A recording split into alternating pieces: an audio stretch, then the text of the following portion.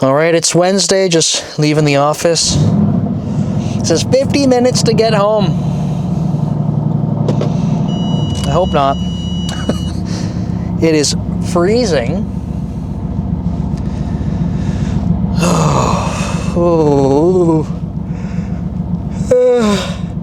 I'm tired, it's cold, it's wet outside. It's all the good things. Let me get this turned on a little bit. I just need some air coming in here because it is freezing. I feel like nothing's coming out of the vents, but anyway. It's a good start.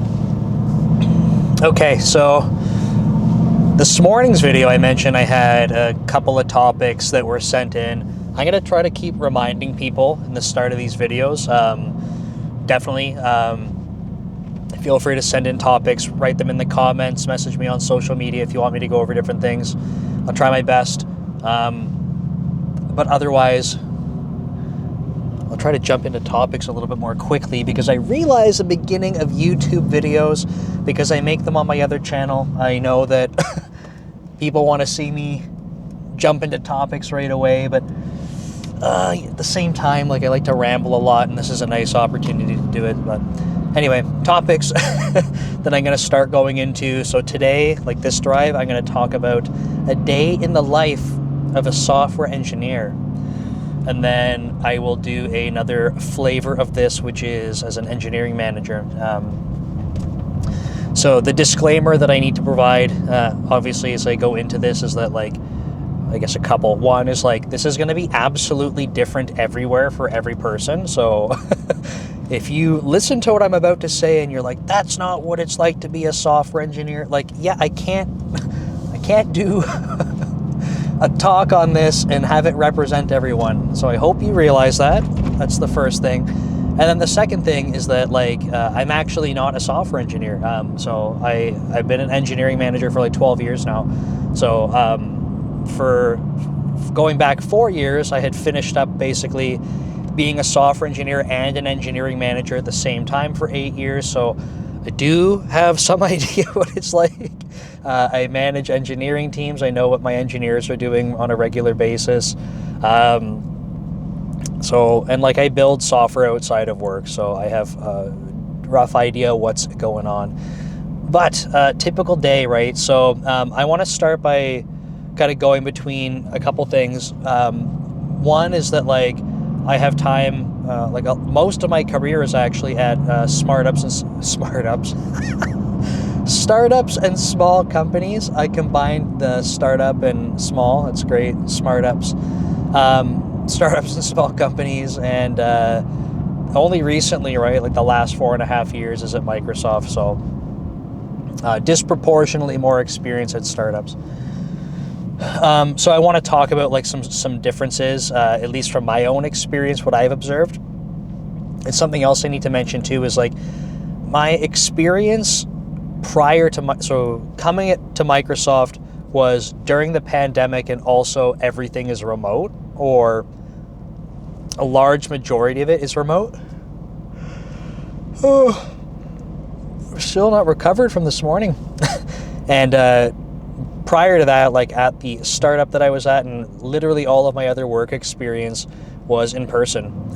So that is a detail that's important, because as I explain these things, I need to have you know where I'm coming from on this stuff. So if we think about a typical day that I would have experienced, or that I had seen people experience at like a startup or small company, we followed what would be considered like something sort of agile-ish. I think many companies try doing something sort of agile-ish. So typical day, you would come in. Most teams are pretty flexible in terms of the start time, but there's usually, like, core hours, right? So you might say, like, your core hours are going to be between, like, 10 and 3 or 10 and 4 or something like that. And you know, you're able to start later, and you're able to leave earlier, whatever, like, or later, whatever you want to do. You can shift your day around, but as long as you're there for, like, the core hours on your team, because, like, otherwise it's pretty difficult to like schedule meetings or like have conversations with people to work on stuff. So some set of core hours that would be available to people, and then people would roll in, right? So you'd have come in, start your day, and I think a lot of the time, for me at the startup, it was like we weren't even that heavy on email, which is, it's almost like crazy to say, because like at Microsoft, like my inbox is constantly like overflowing. Like I constantly have a reminder, it's like, you need to empty your inbox. And it's because I work in Office 365 and literally everything that's done is email. So as an engineer, like a software engineer, I might not even be coming in and checking email. If I had to, it was like one email or something. So it was pretty light for me. And then more often than not, it was like I could really get in and get some focus time right at the start of the day. And that's because if I came in like an hour earlier, let's say, and for me, unfortunately, I would work a lot, so sometimes I was in even earlier than an hour. But I could crush some good focus time as people were getting like rolled in. So that was something I like to take advantage of. And what focus time for me looked like was headphones on. I would listen to music and program. I generally had a handful of different things that I was working on at the same time. Not literally in parallel, but like a couple of top of mind things. And, we would work on the team to make sure that, because it was mostly agile, like we flip-flop between like some type of Scrum and some type of Kanban. But like there was like it's a startup, there's always stuff that has to get done, right? So I would have like something core that I'm working on, and if I needed to pivot because I'm waiting for like a code review or something else, I could go jump to something else. But the day would start off with some really good focus time usually, and then from there we did daily stand-ups. So one of the things that like early on in the startup, like we had few teams, but they were very big, and we were bad at doing, like, air quotes again here, like bad at agile. Like a 15 to 20 person stand-up meeting would take like an hour, like like biggest waste of time, and doing that like every day was just like an absolute nightmare. But by the time like I was managing teams and they were smaller and stuff, I gotta pass this bus.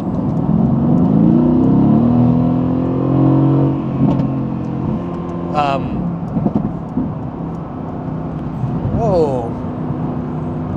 That person was switching lanes across all 3 lanes, didn't put a signal on, and almost merged into me. And now they're weaving in and out of traffic, so must be nice to be stupid. Anyway, what was I saying before I almost got hit? Like kind of moving to like Kanban style. And again, like not following it like perfectly or whatever, but we were trying to implement some things to see if we could like optimize our workflow. So I think some people get so caught up on like just hating agile that like they forget that some of us were trying to do these things and look at how we could work effectively without just putting rules in place. So we started off with lots of rules, and then, like I said, as time was going on, company was growing, we started to realize that like it's just not the way for us. So with Kanban, we generally had like some amount of like work in progress limit, and that meant that I wouldn't necessarily go pick up like 15 work items to go code up and like throw them over to QA kind of thing. But that's worth mentioning too. Depending where you're working, your team setup might have something like programmers and testers or programmers and QA, and you could go write your feature as a programmer. And then like what we did that was really bad in the beginning, because we had dedicated like QA team, was programmers would like write a feature, and then we would like send it over to testers, and then we'd go start working on something else, and like 2 seconds in, the tester would be like, this doesn't work, and then they'd give it back to us, and then we'd go like try fixing it and then give it back, and the same thing would happen. So there was this like outrageous amount of wasted time. So on the teams that I managed, we moved away from having testers at all. We had a team of like 4 to 6 people depending on the time, and we had a test strategist, and that test strategist worked with us to develop testing plans that we would automate. And that for us was a significantly more effective approach. So again, starting the day, focus time, then we'd have like a stand-up meeting, again, when things were a little bit more streamlined for us, at least, the teams that I was on. The stand-ups sometimes were so fast because like we sat in a small area together and we were so collaborative, like to the point it almost felt like the stand-up offered zero value, because we were like, we know what person X is going to say. Like, we were just talking about it anyway. We've been talking about it and seeing the progress for like the past week. Like, we know what's up. But I think where the value was really good was our product owner at this point in time didn't sit with us. So it was a really good opportunity to get on the same page. And in fact, we switched product owners more than once. So being able to have someone that we, like, say that was newer to the company, we didn't work like super closely with up to that point, just being able to have, like, give them a space where, like, we know what's up because we're talking with each other, but let's give this person the opportunity to, like, kind of see how things are progressing. And small team, so we could go off the rails a little bit in our in our stand-ups, and still not waste a ton of time. So we just did it ad hoc. Sometimes, you know, the product owner would come around and we're like, honestly, like, there's no updates. So if you don't have anything to share today, like, we'll just skip it. So we just tried to, like, be respectful of our time. So after that, you usually get back into some focus time.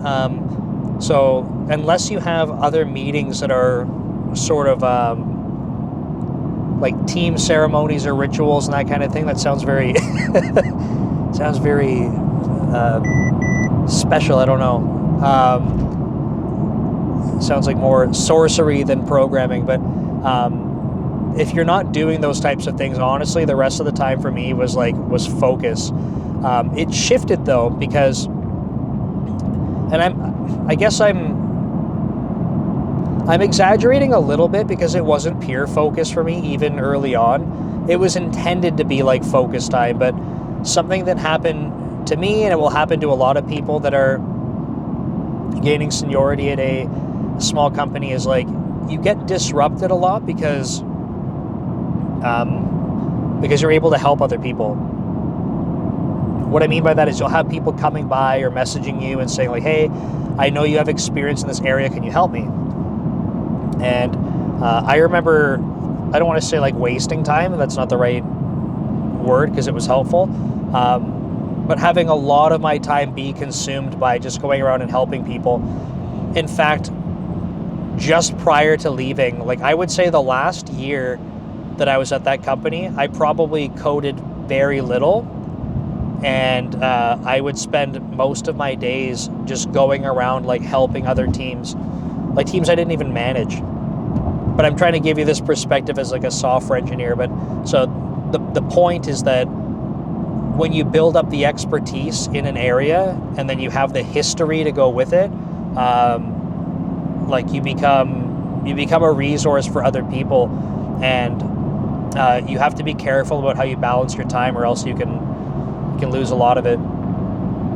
So that's like I know that's like kind of like super rushed high level, but just to layer in some of the other things that would happen, right? Like I talked about like ceremonies or rituals, depending on the day. Like for us, we did bi-weekly sprints.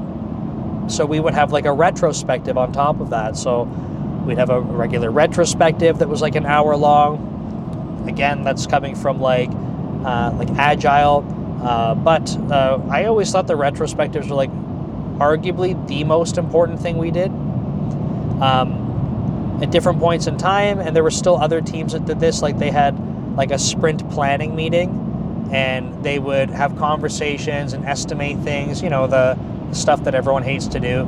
And I did this early on too, but like it felt like it was such an enormous waste, because people were debating like the arguments that would go into like if something's a 3-point story or like a 5-point. It was like we could waste so much time on it, and you literally could have built the thing in the time that you were like debating it. So like that kind of stuff, like when I was managing my teams, like we just didn't do that. We found other ways to try and work through like prioritizing and stuff like that. So sorry, there's an accident. I just want to pay attention here. Or someone just speeding. Naughty, naughty. Don't do that. So you get, at least for us, these 2 other types of rituals, right? Which were like a sprint planning. Like I said, I tried to drop those out because they weren't super effective, at least from an estimation perspective. But we might use the other ceremony, which is our retrospective, to talk about some upcoming things. So the retrospective was important for looking back. I always felt like this was the most important meeting we could run ever. And that's just because like we focused on continuous improvement. So we would talk about things that like didn't go well, did go well, what we want to try, like experimenting with. And we would go run these experiments with our team and then reflect on the ones that we were trying from last time. So I liked that those could be heated conversations, not because we're like fighting each other, but like we're just passionate about the topics we're talking about. I think I've talked about this before, but we once had, this is great. We had someone that like joined our retrospective, and our team, like the team I had was pretty special, and I mean that like a really good way. Just love the people I work with, but we were all very similar in that like we would get heated about stuff that bothered us, but we used it as fuel because we were like, look, this stuff makes us so like upset, so uncomfortable, like we need to do something to change it. Like that has to happen. So it was always fuel to drive change, always. Now we had this person, and I'm not going to say names or roles or anything like that, but we had this person come in to watch, be like a spectator in our retrospective. I think that they had worked a little bit with our team during that time, and we just did what we always did, which was like we talked about stuff that pissed us off, that we were angry about, that was bothering us, slowing us down. And in our heads we were like, this is good, like we're venting, but we're not stopping there. Like we're not just saying that all sucks, end of story. It was like, cool, like what are we doing about it? How are we making this better? And I remember after that sprint planning meeting, my boss at the time had called me into chat in like a one-on-one meeting. It was like, so like we're concerned like the team has like a lot of negative energy. And I was like, where is this coming from? Like, why are we having this conversation? And then I realized, oh crap, like we had a guest come in, and I guess I mean the different role that came in to like do this retro with our team, and they thought that we were just like angry at everyone else in the company. Like that was their takeaway. So anyway, I'm sharing this because the retro for us was this very important time to like be honest with each other, be like, let's talk about the stuff that's really driving us nuts so that we can go make it better. And then we would. But this person, no fault of theirs, right? Like I guess we were just too passionate and didn't really realize, but they don't realize that we're trying to take action on all these things to make it better. So I just thought it was hilarious. But anyway, those are like 2 types of ceremonies that come up, and not every day, obviously, but those are things that happen in like a regular sprint. I think that's mostly it. And the reality is too, like for me at a startup, like if I put my own personal spin on this, I worked a lot, like many hours a day for years, and like I would start work pretty early, depending.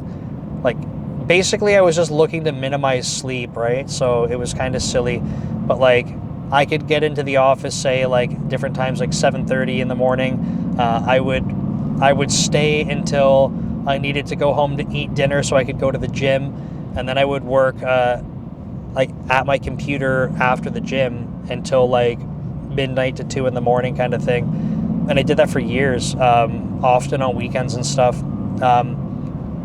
So like I spent a lot of time working, and I want to share this again, not trying to brag about how much I worked, because it's not healthy.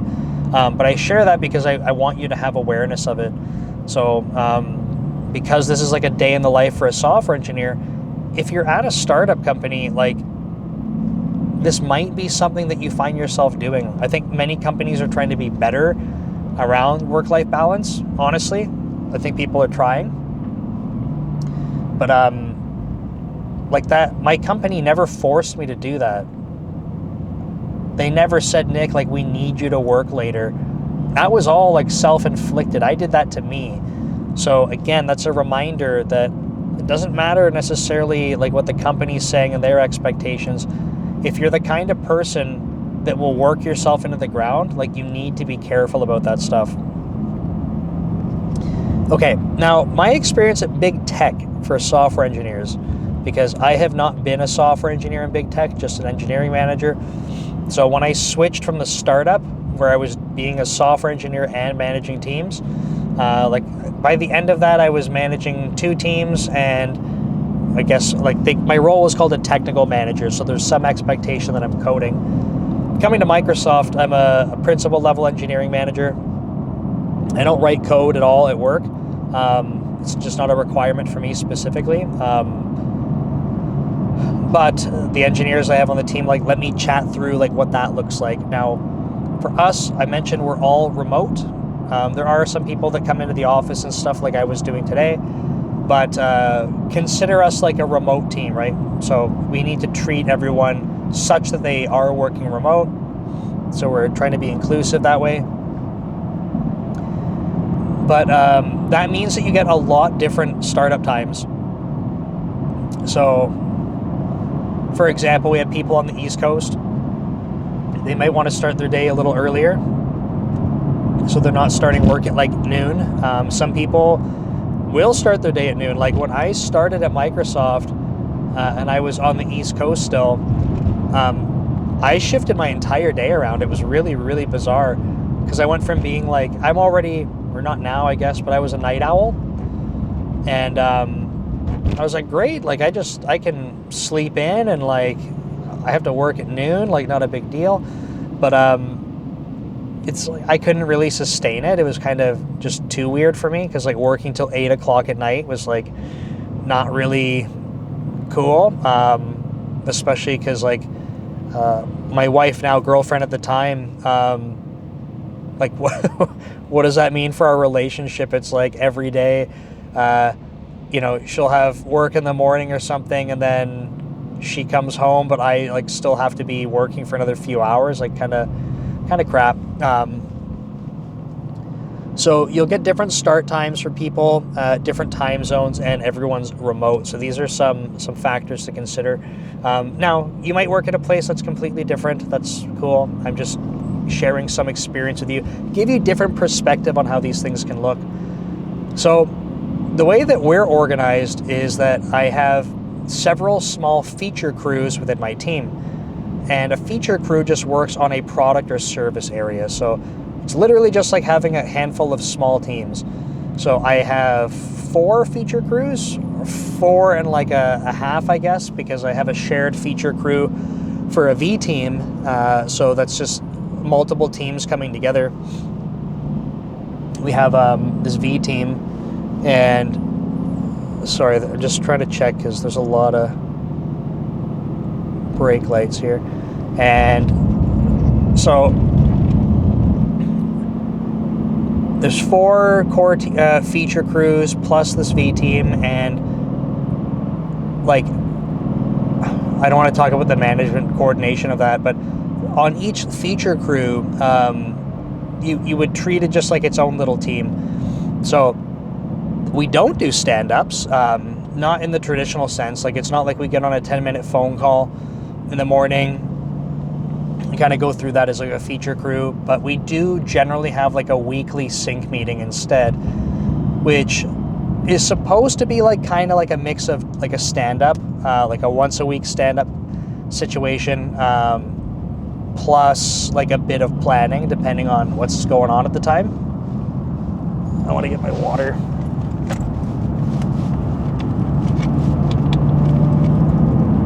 Where's my water? Oh no. Oh no.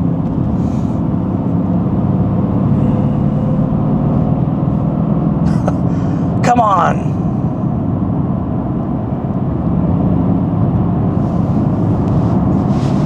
No, it's literally right there. I'm just dumb. Okay, let me drink this for a sec. Sorry, my mouth gets too dry, and then I feel like I'm battling myself trying to just like talk about really basic stuff. Okay, so no traditional stand-up kind of thing, right? So that means someone could start their day, and if they don't have meetings, they could really get into focus time. And what's nice about that too is that when people are working remote, you can do things with your notifications to basically not get distracted if you are comfortable tuning that kind of stuff. And then you don't have people coming by your desk, right? So you can really do some work to carve out time and be productive.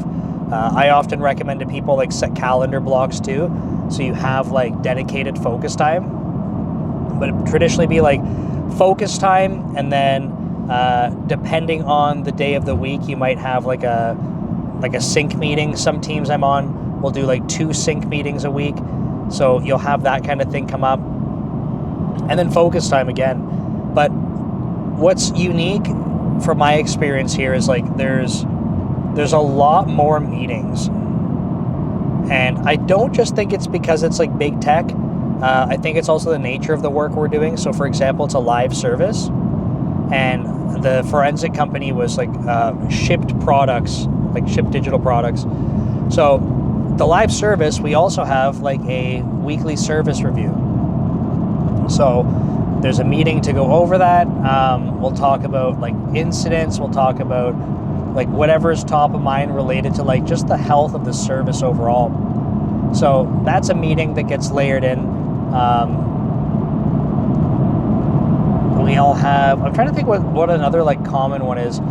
So outside of the team, there's also like a weekly service review for like the larger organization, I guess. So like depending on what things you need to be talking about, you might be talking at both of those, like presenting like for incident reviews, right? So an incident happened, you're there to kind of share the learnings and stuff like that with the wider audience. So that could be a thing that you have to do on a given day. I would say there's like design doc reviews, there's planning meetings, like there's a lot more just meetings that come up. So part of that, I think, is because of everyone being remote, or most people. So you might otherwise be having conversations like that just in the office, like in passing. But you don't really have that luxury when everyone is not home, or everyone is not at the office because they're at home. So something to think about.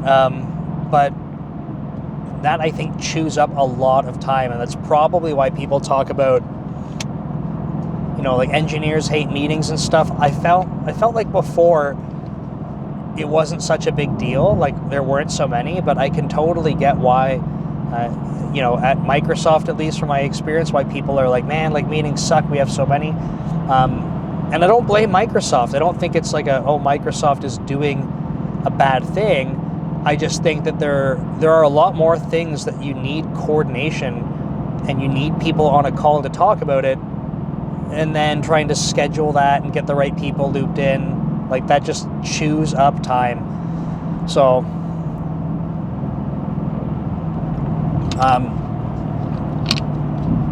now another thing too, live service. So we're talking day in the life, right? That means on call. So myself included, but my team members will have to do on-call shifts. For us, those are 12-hour shifts, and previous team I was on, they were 16 hours. So you'll get 4 days as like a backup on-call. So when your primary on-call person is paged, you don't have to do anything unless they need some support. And then you go primary after that, and you have your own backup. So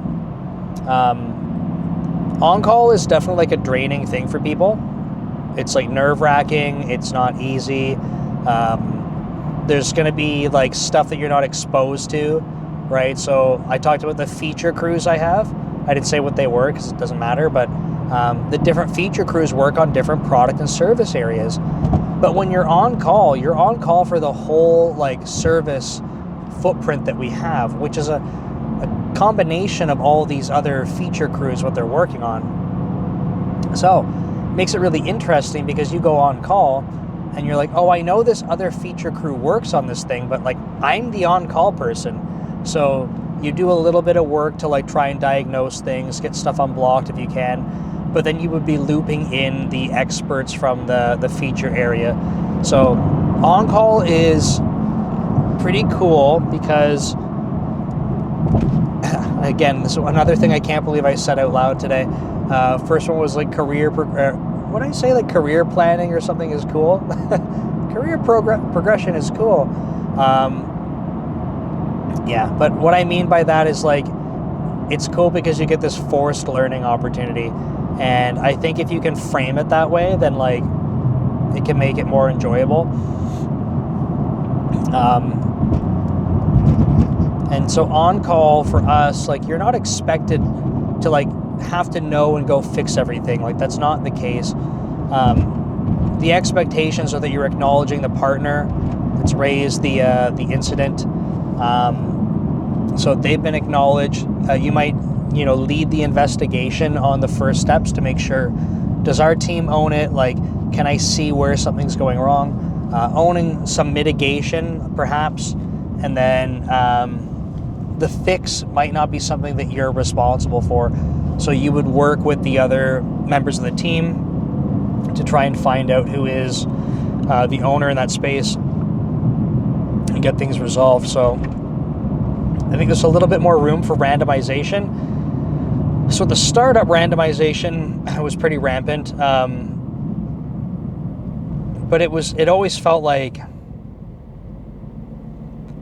big pivots, I guess. I don't mean big as in like a totally different business idea, but I mean like we would have stuff where we just finished talking about the priorities and then someone like the founder would say like, but like, hold on, like I had this really good idea, like we should put this into the plan. And it's like, like, okay, but like what else is coming out? And that's a really difficult conversation for someone to say like, hey, look, you just added more work. So like, what do you not want done? Because we don't just have more people working more effectively. So kind of interesting. But the randomization, I would say, with a live service is a lot more around the stuff that's coming up from on-call, right? Like you're watching dashboards yourself and you see some of these things coming up where you kind of have to stop what you're doing to help put out a fire. So that can be very derailing. So remember that focus time I was talking about? It ends up getting chewed up a lot. Now, not for every person, but again, the more, I would say the more experienced people have this happen because they're experts in the area, right? So lots of different reasons for it. But ultimately, that focus time that I was talking about goes quickly. So a recommendation I have for folks, if you're, regardless of big tech or not, I would say like schedule some time in your calendar to block it off. I think without that, or without even being able to say no to meetings, like I talk about this too, right? If you get invited to a meeting and you're like, I don't even know why I'm supposed to be there, like ask. Not many to / no one does this, but like literally ask. Ask why if you're not sure, and say to that person like, hey, like I saw that you invited me, like, one, do you know what you need me there for? Number two, like, like what's the goal of the meeting, and like make decisions about going. Because if you're like, well, I don't think I'm going to be of value there, I'm going to opt out. If they really need you there, then they'll try to make sure that they get you there, right? Maybe it's a different time or something, but they'll make sure. So yeah, it's challenging. The time management stuff is nuts. So time flies.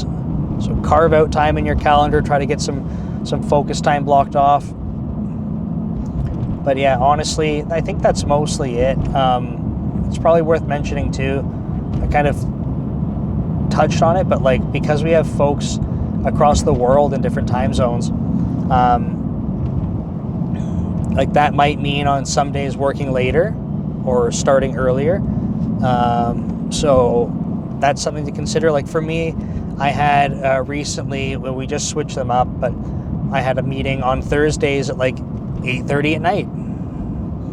And then you might say, that's a really dumb time to have a meeting. I'm like, yeah, okay, but it was with people in China, and that worked really well for them. And then you might say, okay, like that only works, I guess, when there's one person that's outstanding, and that's you, Nick, and otherwise... Sorry, one second, I gotta turn. And otherwise, it's not really feasible because... Like, how are you going to coordinate an 8:30 meeting with other people? There's literally 4 of us. So just under half that were okay on the North American side of that meeting. Totally cool at that time. Right? So it works. You find the time that works. And that's part of being a global team, right? Like when you have that kind of support across different geographies, like it's basically impossible to find a convenient time for everyone. So it's all about finding ways that you can work effectively still. So that's something else I would say, like that didn't really come up with me at the startup. There's a couple of times where like we might have like trainers or support staff in different areas of the world. But honestly, like we use Slack a lot at the startup. I was already up a lot, so sometimes, or like up working. So sometimes I get a message and it's like, I can respond to this right now. I'm already working kind of thing. But the work-life balance thing gets pretty tricky.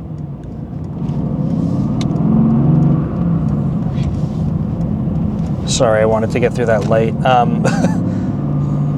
And that's another thing that maybe I'll close. I'm almost home here, but I want to talk about this because it's not going to matter if you're at a startup or big tech. So I think one of the big factors here, it's not the only factor, but I think something that's affected it a lot is work from home. So like I enjoy working from home. Not that I don't love being here with you guys on Code Commute, but like if I didn't have to drive into work, then I wouldn't have to make these videos. But in all seriousness, like I can be productive from home. I can save time on the commute. Like it's just a better setup for me. What's challenging though for some people, and I think this is important to think about when you're having discussions about, you know, is work from home better or worse? And everyone has different opinions. Like they have different opinions because literally different things matter to different people and their scenarios are different. So for me, I'm good to work from home, right? I don't like to commute. I'm good to work from home. For other people, they might say like, I have a really difficult time with time management. And when the day's over, like the day's air quotes over from work, like I don't actually get to know, like it doesn't feel like it's done. And then I end up working more. And now I'm working like an extra 2 hours every day. So like I'm not commuting, but now I'm still working extra because like there is no segregation, right? So I just want people to keep that in mind, right?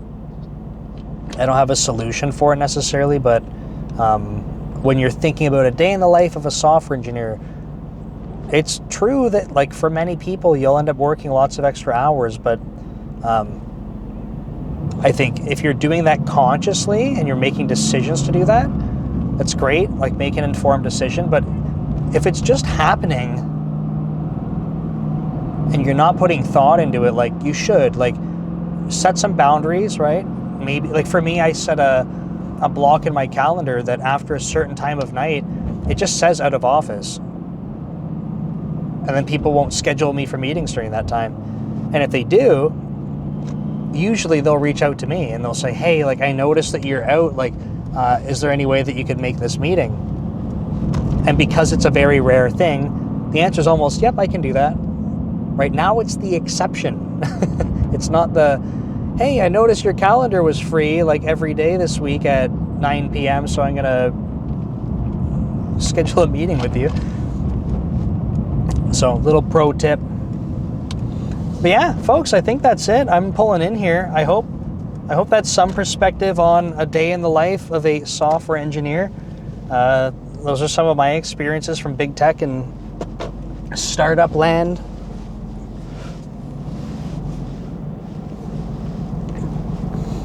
I definitely think that like being in the office was nice for just like being around people and like especially at a startup, I really felt like there's a lot better connection, I guess. But it's not like this way is wrong or anything. So okay, that's it. You'll get the manager one the next time. Until then, I don't have a fancy sign off or anything. I'll see you later.